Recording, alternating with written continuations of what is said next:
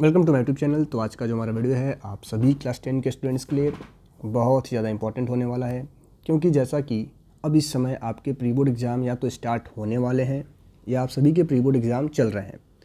तो आज के वीडियो में हम लोग डिस्कस करने वाले हैं आप सभी के सब्जेक्ट साइंस के एक बहुत ही most important sample question paper को, या फिर कह लो यह एक ऐसा क्वेश्चन पेपर है जिसके आपके स्कूल के प्री बोर्ड एग्ज़ाम में आने के 100% चांसेस हैं। तो इसमें आपको जो भी क्वेश्चंस दिए गए हैं, जो भी क्वेश्चंस आज मैं आप बच्चों को बताने वाला हूं, आप इन सभी क्वेश्चंस को काफ़ी ध्यान से देख के समझ के ही आप अपना प्री बोर्ड एग्ज़ाम देने जाएं। तो देखो, हमारा जो पहला क्वेश्चन है, identify the particular metallurgical step in the chemical reaction given below. ZnCO3/ZnO+CO2।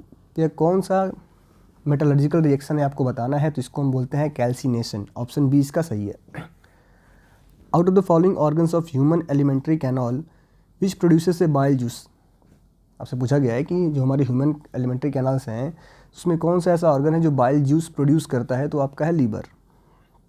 The value of following physical quantity remain same in parallel connection. जब आप पैरेलल कनेक्शन करते हो तो कौन सी ऐसी फिजिकल क्वांटिटी है जिसकी वैल्यू क्या होती है, रिमेन सेम होती है, तो आपका होता है voltage. Select chemical name of washing soda from the following. आपको यहाँ पे वॉशिंग सोडा का केमिकल नेम बताना है। ऑप्शन ए आपका है सोडियम कार्बोनेट, ऑप्शन बी है sodium hydrogen carbonate, option C है आपका sodium carbonate decahydrate, sodium carbonate dihydrate. तो आपको बताना है इसमें कौन सा ऑप्शन सही है, तो इसका ऑप्शन सी एकदम करेक्ट होगा। ठीक है, अगला क्वेश्चन हमारा है कि among this compounds which does not contain any water of crystallisation is. तो क्वेश्चन 5 में आपको कुछ कंपाउंड्स दिए गए हैं, इसमें हमें बताना है कौन सा ऐसा कंपाउंड है जिसमें जो कंटेन नहीं करता है वाटर ऑफ क्रिस्टलाइजेशन। तो कौन सा कंपाउंड है आपका, तो ब्लीचिंग पाउडर।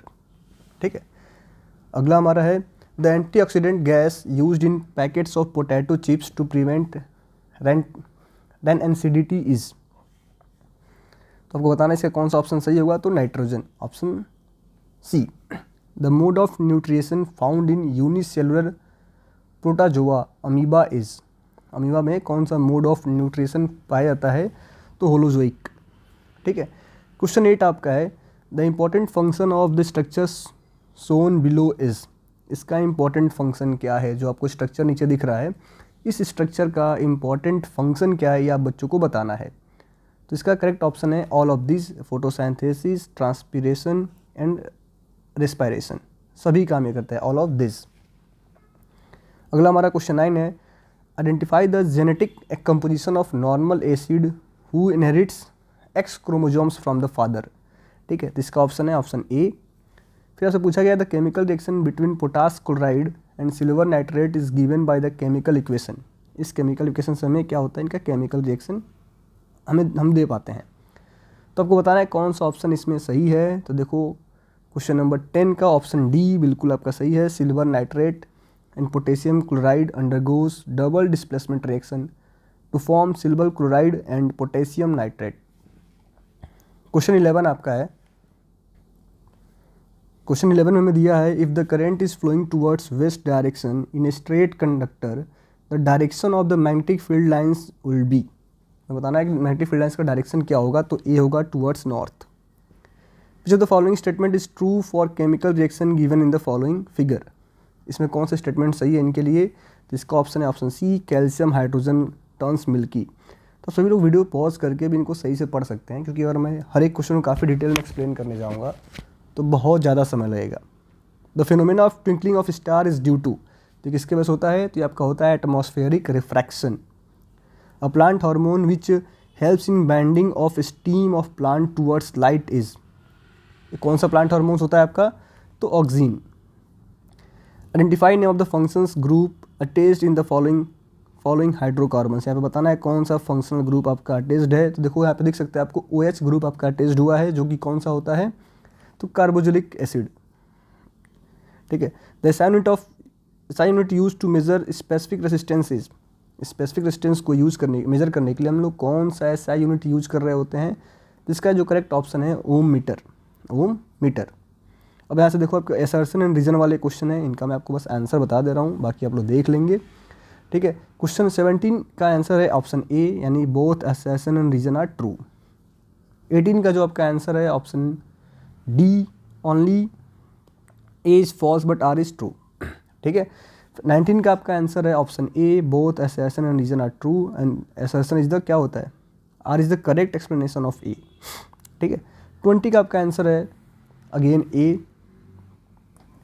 अगला आपका क्वेश्चन है क्वेश्चन सेक्शन बी का कि define reflexes and draw the net flow chart of reflexes arc which touch A hot plate. यानी बायो का क्वेश्चन है, आप इसको पढ़ लेंगे, सही से समझ लेंगे। फिर क्वेश्चन 22 आपका देखो, ये क्वेश्चन जो हमारा फिजिक्स का है कि electric motor takes 5 ampere from a 220 volt line, determine the power of the motor and energy consume in 2 hours. ठीक है। देखो पावर का फार्मूला बच्चों को पढ़ाया गया होगा कि पावर इक्वल्स टू क्या होता है, वी इंटू में आई, वोल्ट इंटू में करंट। तो पावर आपका क्या हो जाएगा 220 वोल्ट इंटू में 5, यानी जो आपका पावर आएगा 1100 वाट आपका पावर आ गया। अब पूछा गया इलेक्ट्रिक एनर्जी कंज्यूम पूछा गया है, तो पावर को पहले हम वाट में, किलोवाट आवर में कन्वर्ट करेंगे तो 1.5 हो जाएगा। इसको 2 से आप मल्टीप्लाई कर लो तो 2 आवर्स में आप कितना पावर कंज्यूम कर रहे हो, तो 2.2 किलोवाट आवर। ये क्वेश्चन नंबर 2 का सॉल्यूशन रहा। बाकी ये आपका न्यूमेरिकल प्रॉब्लम है, इसका आप स्क्रीनशॉट लेके खुद से एक बार सॉल्व करेंगे। ठीक है। फिर अगला क्वेश्चन आपसे पूछा गया क्वेश्चन नंबर 23, हमसे क्या बोला गया है कि calculate the equivalent resistance in of the following network R1, R2, R3, R4, सबका देखो आपको दे रखा है मेजरमेंट।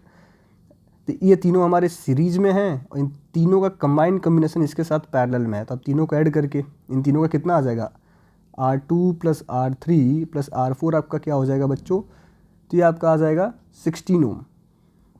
ठीक है, या सॉरी ये आपका कितना आ जाएगा R2, R3, R4। तो R2 कितना है आपका 6 है, R3 आपका 8 है, तो और ये 2 है, तो 16 आ जाएगा। अब ये इनका कंबाइन इसके साथ पैरेलल में है, तो 1/16 + 1/4 इसको आप सॉल्व कर लेंगे, आपका आंसर आएगा 3.2 ओम कंबाइंड रेजिस्टेंस होगा। ठीक है। तो पूछा write one chemical equation for decomposition reaction where energy is supplies in the form of heat and light energy, जिसको आप खुद से लिख रहे होंगे। 24 क्वेश्चन आप लोग देख लो, 25 है, 26 है, इनका आप स्क्रीनशॉट लेके इनका प्रैक्टिस करना आप लोग शुरू कर दें। अगला हमारा जो है क्वेश्चन नंबर 27 है कि give reason for the following, silver foils used for decorating sweets, polishing mirrors, solar cells, इनके बारे में आप देख लेंगे, फाइंड करेंगे। क्वेश्चन 28 आपका है 28। क्वेश्चन नंबर 29 आपका लाइट से है। ठीक है। ये आपका क्वेश्चन 30 है कि what is double circulation, explain flow chart, right 3 important events that occur during photosynthesis. फिर आपका क्वेश्चन नंबर 31 है, देखो ये भी आपका एक शानदार सा क्वेश्चन है, क्वेश्चन नंबर 31, इसका भी आप स्क्रीनशॉट लें और इनको आप प्रैक्टिस करते चलें।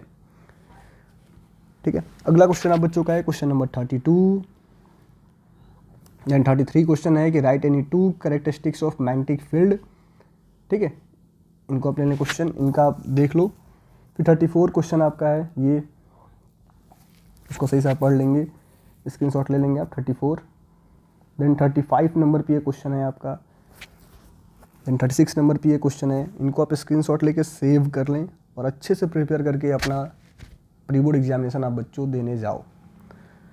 फिर 37 आपका है, 38 क्वेश्चन नंबर है, इनको आप स्क्रीनशॉट ले लें सही से, ये आपका 38 है। ठीक है, 38 का ये पार्ट सी है, सब आपके केस बेस्ड स्टडी वाले क्वेश्चन है। 39 है आपका। ठीक है, तो आशा करते हैं आप बच्चों के इस वीडियो काफ़ी अच्छा लगा होगा। Thank you.